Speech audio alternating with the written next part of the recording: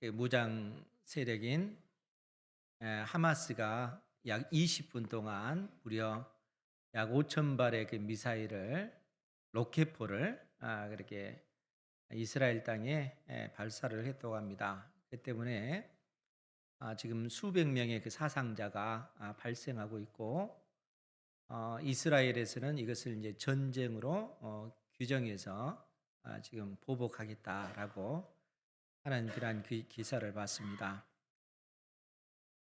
지구촌 곳곳에 그러한 전쟁의 문제, 러시아, 우크라이나 전쟁도 있고, 또 그 외에도 갑자기 그 지구촌 전역에서 전쟁으로 인한 어떤 그 흉흉한 그러한 어떤 소문들이 들리고, 또 이로 인해서 수많은 사람들이 비참하게 죽어가는 그러한 현실이 되었습니다. 또 전쟁뿐만 아니라 수많은 그러한 자연재해들을 통해서 무수한 그 인생들이 죽임을 당하는 그러한 어떤 그 비참한 그 모습들을 우리가 매스컴을 통해서 목도하고 있는데, 우리 주님께서는 이러한 일들이 일어날 것임을 이미 성경을 통해서 우리에게 말씀해 주고 계십니다. 특별히 마태복음 24장을 통해서 제자들의 생각을 예수님께서 교정해 주셨는데, 제자들은 어떤 생각을 하고 있었냐면은 성전이 무너진다는 것은 이 세상 역사가 끝나고 하나님의 그 나라 천국이 이루어진다, 이렇게 생각을 했습니다. 성전이 무너지는 것이 이 세상 역사가 끝나고 심판받는 것이다, 이렇게 생각을 한 것입니다. 그런데 우리 주님께서는 성전이 무너진 이 사건과 이 세상 역사가 끝나는 사건은 다른 그 사건이다, 본질적으로 다르다, 이렇게 말씀을 하고 계십니다. 즉, 예수님께서 이 땅에 초림하셔서 십자가에 못 박혀 죽으시고 죽음의 권세를 이기시고 부활하신 이 사건, 그리고 AD 70년에 성전이 무너지는 이 사건, 우리 주님께서 이 땅에 초림하신 이때로부터 이 재난이, 이 세상 역사가 끝나는 것이 아니고 이 마지막 때가 시작되었음을 말씀합니다. 그리고 이 마지막 때의 그 끝은 이 땅에 우리 주님께서 재림하실 때, 그때가 이 세상 역사의 끝이라 하는 것이죠. 그러니까 AD 70년 성전이 무너졌을 때 이스라엘 백성들이 당했던 그 비참함의 그 사건은 실상 이 땅에 우리 주님께서 재림하셨을 때 임하는 온 세상이 심판받고 온 세상이 이로 인하여 비참함을 당하는 이러한 것과는 비교할 수 없는 거라는 것이죠.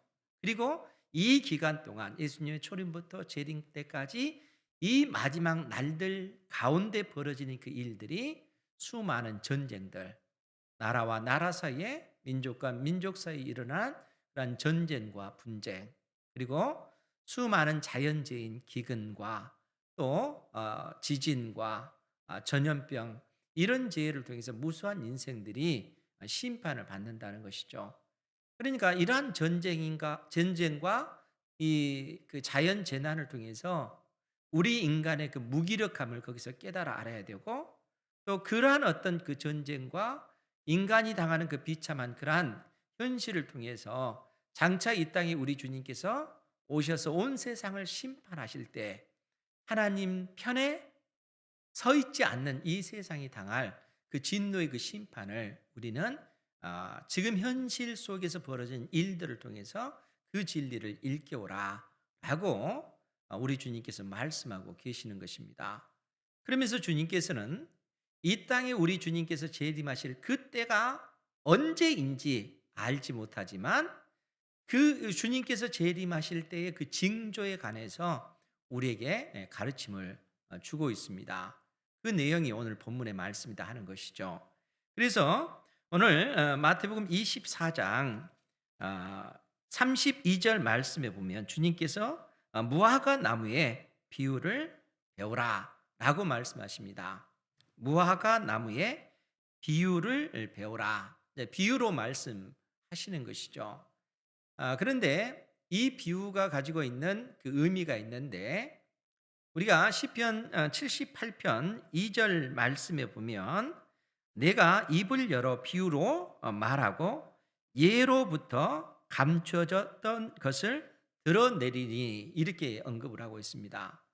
그러니까 주님께서 우리에게 비유로 말씀하신다라고 했을 때는 그 비유를 통해서 우리 하나님께서 창세 이전부터 갖고 계시는 이 세상을 향하여 가지신 그 계획을 비유를 통해서 우리에게 계시로 알려주신다라는 그런 의미입니다. 그러니까 예수님께서 비유를 통해서 하나님께서 장차 이 세상 역사를 어떻게 진행시켜 나가고 계시는가 하는 사실에 대해서 우리에게 알려주기를 원하고 계시다는 거예요. 그렇기 때문에 무화과 나무의 비유를 배우라 이렇게 말씀하시면서 그 가지가 즉 무화과 가지가 연하여지고 잎사귀를 내면 여름이 가까운 줄을 아나니 이와 같이 너희도 이 모든 일을 보거든 인자가 가까이 곧 문 앞에 이른 줄 알라. 이렇게 말씀하고 계십니다. 여러분, 무화과 나무 그 가지가 연한 가지가 돋고 그 가지에서 이파리가 돋아 나올 때 그때의 어떤 그 계절은 봄이라는 거예요. 봄. 봄에 이제 그 무화과 나무가 그 가지가 나서 이파리를 맺는 것이죠. 그것을 통해서 이제는 여름이 가까워오는구나. 이 봄이 지나고 여름이 오겠구나. 우리는 이 무화과 나무의 그 연한 그 가지와 그 이파리를 통해서 여름이 올 것을 알지 않습니까? 우리 장로님 기도하셨지만 이 가을이잖아요. 날이 그 무더운 여름이 지나고 이 쌀쌀한 바람이 불고 하니까 우리는 자연스럽게 가을의 아름다운 그 단풍을 생각을 하게 되잖아요. 자연스럽게 그 다음 순서가 어떻게 진행되어지는지 우리가 알지 않습니까? 지금 주님께서 지금 우리에게 그 말씀을 하고 있는 거예요. 이 무화과의 그 연한 가지가 돋고 거기서 이파리가 돋을 때 여름이 가까이 왔구나. 우리가 이처럼 예측하듯이 이와 같이 너희도 이 모든 일을 보거든 인자가 가까이 곧 문 앞에 이른 줄 알라. 그러면 이 모든 일을 보거든 할 때 이 모든 일이 뭐겠습니까? 예수님의 초림부터 재림까지 그 사이에 나타난 일들이라는 거예요. 나라와 나라 사이에 전쟁이 일어나고 또 민족과 민족 사이에 분쟁이 일어나고 또 수많은 어떤 기근과 지진과 전염병 이러한 것들이 나타나죠. 이 마지막 시대, 마지막 날들 가운데 벌어지는 일입니다. 그러면서 주님께서 그러한 가운데 우리에게 어떤 말씀을 해 주셨습니까? 그러한 가운데 천국 복음이 모든 나라와 민족들 가운데 증거되어져야 할 것을 말씀하셨습니다. 천국 복음이 수많은 나라들, 민족들 가운데 증거되어져야 된다는 거예요. 왜 그렇습니까? 그 복음이 예수 그리스도를 믿는 하나님의 자녀들에게는 구원의 증거가 되지만 그 복음을 받아들이지 않고 거부한 사람들에게는 심판의 증거가 되기 때문에 그렇습니다. 그러니까 복음이 온 세상에 전파되어져야 한다는 거예요. 그러니까 우리 주님께서는 이 마지막 날들 가운데 되어질 그 모든 일들에 대해서 말씀하고 계시면서 이 모든 일을 보거든 인자가 가까이 곧 문 앞에 이른 줄 알라. 우리에게 이처럼 말씀해 주고 계시다는 거예요. 그러니까 명확하게 우리 주님께서 이 땅에 재림하실 그때의 그 징조를 제자들에게 말씀하고 계시고 주님께서 피 흘려 세우신 몸된 교회들에게 이 진리를 일깨워 주고 계시는 것입니다. 그러면서 주님께서 뭐라고 확신 있게 말씀하시냐면은 우리 34절 말씀을 같이 한번 보겠습니다. 시작. 내가 진실로 너희에게 말하노니 이 세대가 지나가기 전에 이 일이 다 일어나리라. 아멘.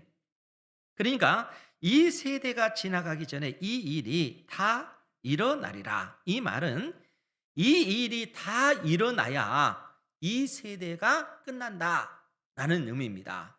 여기서 이 세대라고 하는 것은 이 세상을 의미해요.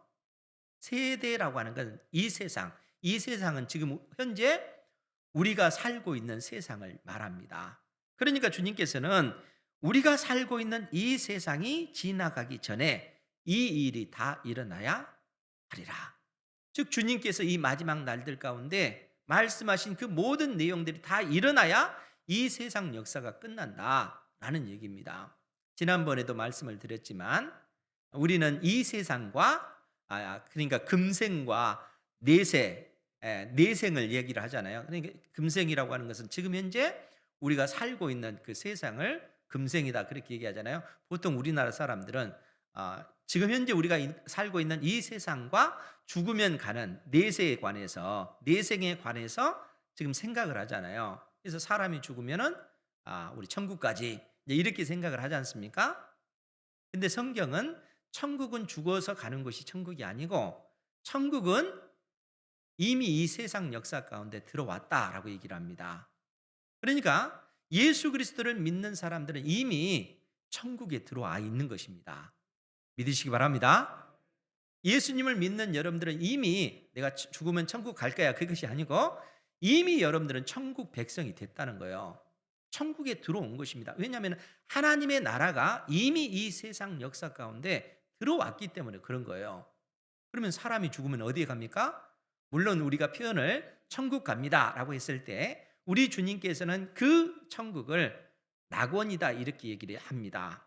그러니까 예수 믿는 사람들이 죽으면은 낙원에 가는 거예요. 근데 그 낙원에 우리의 영혼만 있는 것이죠. 완전한 사람은 육체가 있어야 돼요. 육체가 없으면 사람이 아니에요. 우리의 영혼은 낙원에 있는 것입니다. 근데 그 낙원은 죽음의 권세로부터 완전히 자유한 곳입니다. 아니, 예수님을 믿는 여러분들도 이미 죄와 사망의 권세에서 벗어난 존재예요. 그러나 예수 그리스도의 생명의 복음이 없는 사람들은 여전히 죄와 사망의 권세 아래에 놓여져 있는 것입니다. 그 사람들은 이 세상을 떠났을 때 음부라고 하는 죽음의 그 권세 아래 그들 역시 갇히게 되어지는 거예요. 감옥과 같은 거예요. 그러나 예수 믿는 사람들은 주님과 함께 낙원에 거하면서 주님께서 이 땅에 재림하실 때까지 주님과 함께 왕노릇하는 것입니다. 온 세상을 통치하는 통치자의 그 위치에 우리 주님과 함께 있는 거예요. 그리고 이 땅에 우리 주님께서 재림하실 때 우리 역시 몸의 부활을 입고 영원한 하나님의 나라 천국 새 하늘과 새 땅을 상속받게 되어지는 거예요.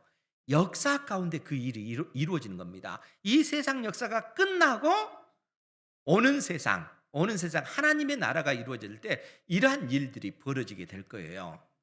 지금 주님께서 우리에게 그 말씀을 하고 있는 것입니다. 그렇기 때문에 내가 진실로 너희에게 말하노니 이 세대, 이 세상이 지나가기 전에 이 일이 다 일어나리라. 즉 이 마지막 날들 가운데 일어나는 그 모든 일들, 하나님께서 말씀하신 그 모든 일들이 다 일어나야 이 세상 역사가 끝난다. 이때 우리 주님께서 재림하셔서 온 세상을 심판하시고 새 하늘과 새 땅, 하나님의 나라 그 천국을 완성시키실 것이다 라고 말씀하고 있는 것입니다.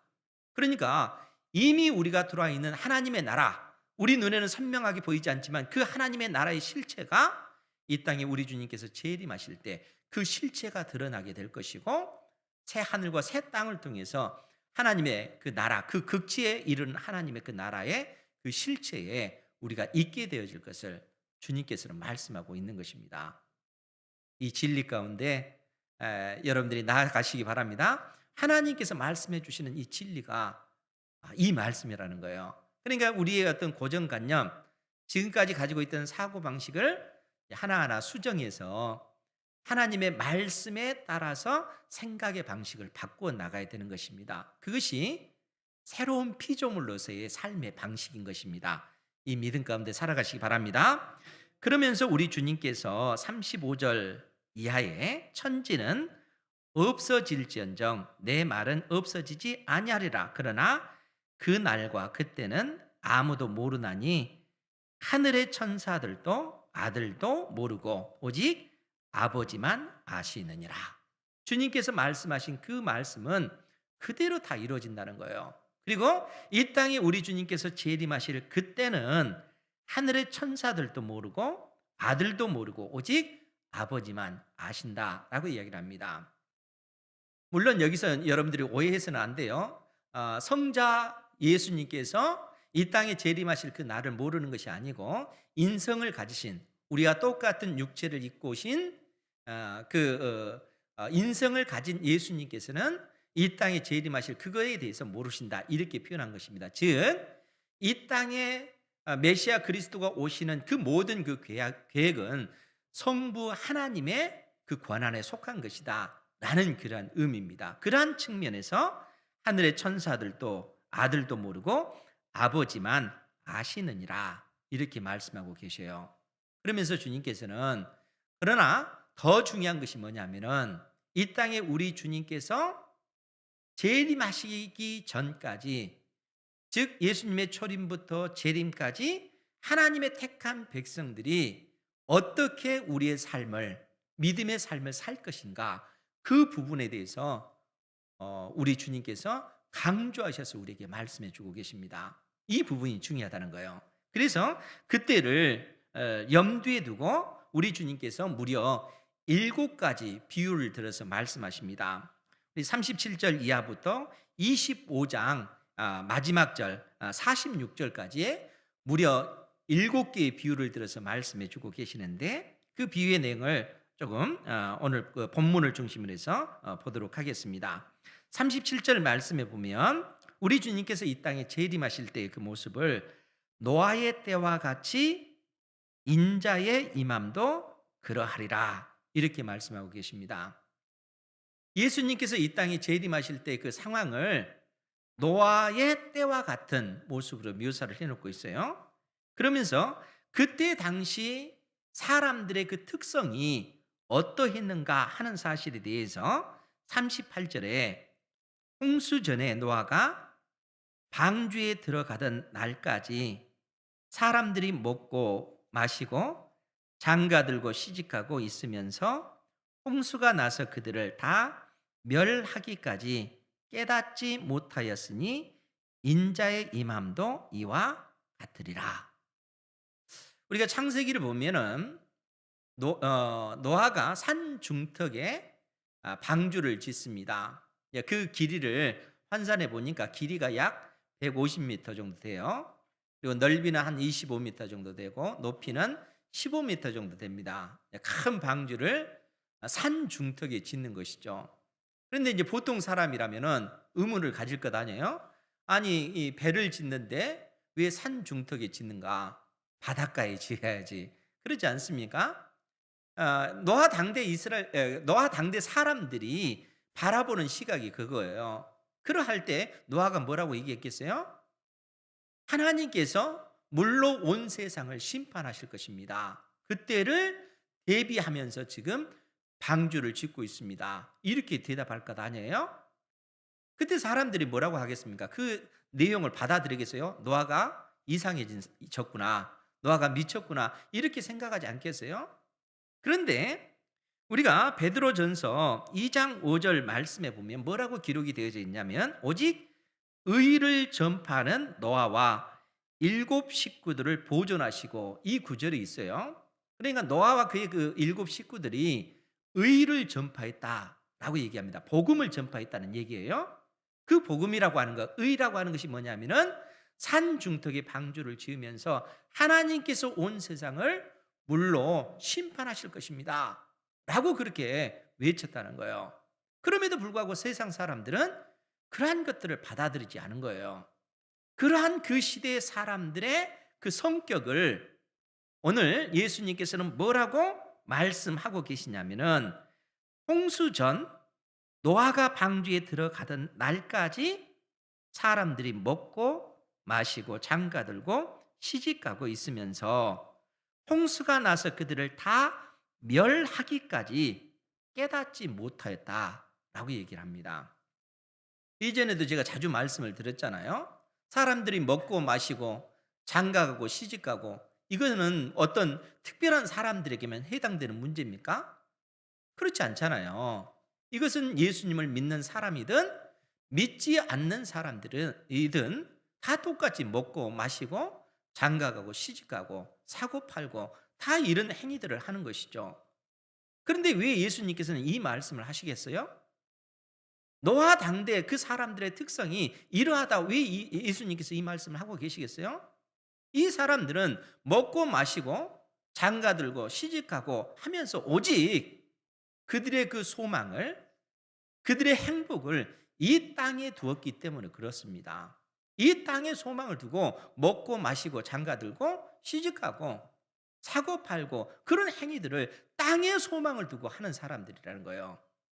아무리 노아가 산 중턱에 방주를 지으면서 하나님께서 온 세상을 심판하십니다, 이것이 진리입니다 라고 외친다 할지라도 이 땅에 소망을 둔 사람들은 거기에 관심이 없는 거예요. 노아가 미쳤구나 이렇게 생각하면서 그들은 이 땅에 소망을 두고 그들의 그 악한 방식대로 그들의 그 삶을 그처럼 경영해 가고 있는 거예요. 그것이 노아 당대 사람들의 그 특성이라는 거예요. 그러면 하나님의 사람들은 그러한 상황 속에서 어떻게 하겠습니까? 이 땅에 소망을 두는 것이 아니라 하나님의 약속의 말씀을 붙잡고 그 말씀이 그대로 이루어질 것을 알기에 거기에 대비하는 것이죠. 준비하고 있는 것이죠. 그것이 깨어있는 모습이라는 거예요. 하나님의 말씀이 진리라는 것을 알고 그 말씀을 의지하여 오직 하나님께 소망을 두고 믿음의 삶을 살아가는 것입니다. 노아와 그의 가족은 그래서 하나님의 말씀을 의지하여 산 중턱에 방주를 만드는 것이죠. 하나님께서 온 세상을 심판하실 것이기 때문에 그러하다는 거예요. 그래서 노아와 그의 가족들은 그러한 삶을 사는 것입니다. 사랑하는 성도 여러분, 우리의 삶의 방식은 어떻습니까? 여러분들은 온전히 하나님께 소망을 두고 믿음의 삶을 살아가시나요? 그러한 삶을 사시기 바랍니다. 하나님 외에는 우리에게 소망이 없다는 거예요. 이 땅에 소망을 두는 그 삶은 결국은 실패하고 마는 삶이라는 겁니다. 여러분, 전도서 2장 10절 이하에 보면 전도자인 솔로몬이 이 땅에서 부귀 영화 그 모든 것들을 다 누리셨지 않습니까? 눈에 보이는 것을 금하지 아니하고 마음에 원하는 것을 다 행합니다. 왜냐하면 그에게는 부와 명예와 권력이 있잖아요. 그것을 가지고 이 땅에서 즐길 수 있는 그 모든 일들, 땅에 소망을 두고 할 수 있는 그 모든 일들을 다 합니다. 그렇게 했을 때 어떻겠어요? 얼마나 즐겁겠습니까? 그런데 궁극적으로 이 솔로몬이 그러한 어떤 그 모든 것들을 경험하고 나서 뭐라고 고백을 하냐면은 전도서 2장 11절 말씀에 그 후에 내가 생각해 본즉 내 손으로 한 모든 일과 내가 수고한 모든 것이 다 헛되어 바람을 잡는 것이며 해 아래에서 무익한 것이로다. 이 땅에 소망을 두고 사는 그 삶의 그 방식이라고 하는 것은 결국 의미가 없더라는 거예요. 무엇이 우리 인생을 의미 있게 만드는가? 무엇이 우리 인생을 가치 있게 만드는가? 그것은 하나님을 경외하는 삶이 우리 인생을 의미 있게 만드는 것이라는 겁니다. 그러한 삶을 사는 여러분들 되시기 바랍니다. 하나님의 약속의 말씀이 진리인 것을 믿고 그 말씀을 의지하여 살아갈 때 하나님께서는 그 인생을 귀하게 여기신다는 거예요. 그러면서 주님께서 오늘 이 노아 홍수의 그 비유를 들고 나서 또 다른 비유를 들어서 말씀하시는데 40절 이하의 말씀입니다. 그때 두 사람이 밭에 있음에 한 사람은 데려가고 한 사람은 버려둠을 당할 것이요. 즉 이 땅에 우리 주님께서 재림하실 때 두 사람이 밭에 있는데 한 사람은 데려가고 한 사람은 버려둠을 당한다는 거예요. 왜 그렇습니까? 똑같은 두 사람이 똑같이 일을 했잖아요. 이 두 사람이 이 밭에서 똑같이 일을 했잖아요. 그런데 왜 한 사람은 데려감을 당하고 한 사람은 구원을 받고 한 사람은 버려둠을 당하겠어요? 하나님께 소망을 두고 먹고 마시고 시집가고 장가가느냐, 아니면 땅에 소망을 두고 먹고 마시고 시집가고 장가가느냐, 이 차이라는 거예요. 예수님의 그 생명의 복음이 그에게 있느냐 없느냐에 따라서 한 사람은 구원을 받지만 한 사람은 버려둠을 당한다라고 말씀하고 계시는 것입니다. 뿐만 아니라 41절에서도 두 여자가 맷돌질을 하고 있음에 한 사람은 데려가고 한 사람은 버려둠을 당할 것이다. 똑같잖아요. 두 사람이 맷돌질 하는데 왜 한 사람은 구원을 받고 한 사람 버려둠을 당하겠습니까? 그 속에 예수 그리스도의 생명의 복음이 있느냐 없느냐, 하나님께 소망을 두고 사는 삶을 사느냐, 아니면 이 땅에 소망을 두고 사는 삶을 사느냐, 이 차이라는 거예요. 우리 주님께서 이 땅에 재림하실 때 이러한 일들이 벌어지게 될 것을 말씀해 주고 계시는 것입니다. 그렇기 때문에 42절 우리 같이 한번 볼까요? 42절 시작.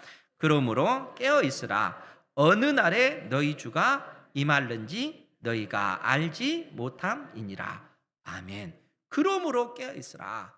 깨어 있으라 그 말은 준비하고 있으라 그 얘기입니다. 우리 주님께서 약속하신 그대로 그 모든 일들이 이루어질 것이기 때문에 준비하고 있으라 라고 말씀하시는 거예요.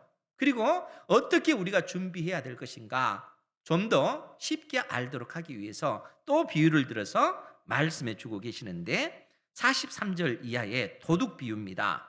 너희도 아는 바니 만일 집 주인이 도둑이 어느 시각에 올 줄을 알았더라면 깨어 있어 그 집을 뚫지 못하게 하였으리라. 이러므로 너희도 준비하고 있으라. 생각하지 않을 때에 인자가 오리라. 여러분 그렇지 않습니까? 집 주인이 도둑이 언제 들어올 줄 안다면 도둑이 들어오도록 그렇게 허용하고 있겠습니까? 다 막겠죠. 그와 같이 우리가 깨어 있어야 된다는 것, 준비하고 있어야 된다 하는 것입니다. 그러면서 우리가 하나님 앞에 하나님의 그 자녀로서 또 주님께서 부르시는 그 충성된 종으로서 어떻게 살아가야 될지 45절 이하에서도 또 비유로 말씀하고 계십니다. 우리 45절 말씀은 같이 한번 볼까요? 시작. 충성되고 지혜 있는 종이 되어 주인에게 그 집 사람들을 맡아 때를 따라 양식을 나누어 줄 자가 누구냐? 아멘. 지금 주님께서 제자들에게 이 말씀을 하고 계시다는 거예요.